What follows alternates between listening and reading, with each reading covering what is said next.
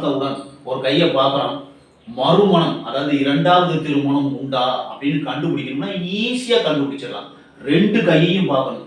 ரெண்டு கையிலையும் இது வந்து மன்மத மேடு. இந்த மன்மத மேட்ல இப்படி ரெண்டு ரேகை இப்படி அப்படி சமமா ரெண்டு ரேகை ரெண்டு கையிலையும் இருக்கணும்.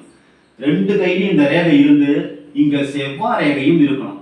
இருந்ததுன்னா ரெண்டு திருமணம் நடப்பதற்கு வாய்ப்பு உண்டு. அதாவது 2 முறை தாலி கட்டுவதற்கு வாய்ப்பு உண்டு. பெண்ணாக இருந்தாலும் ஆணாக இருந்தாலும் 2 தாரங்கள் உண்டு அப்படிங்கிறத நம்ம முடிவு பண்ணி 2 கையிலையும் இருந்ததுன்னா. ஆனா ஒரு சில நேரங்களில் ஒரே நபர் 2 முறை திருமணம் செய்வார். இப்போ ஒரு பொண்ணுக்கு தாலி தொலைஞ்சு போச்சு, 2வது தரமும் அதே நபர் தாலி கட்டினார். அந்த மாதிரி ஆக மொத்தம் 2 தரம் மாங்கல்யம் கழுத்துல ஏறும். 2 தரம் மாங்கல்ய தானம் செஞ்சு கல்யாணம் விவாகம் 2 முறை நடைபெறுவதற்கு வாய்ப்பு உண்டு. இந்த 2 ரேகை 2 கையிலும் இருந்தா கண்டிப்பாக 2வது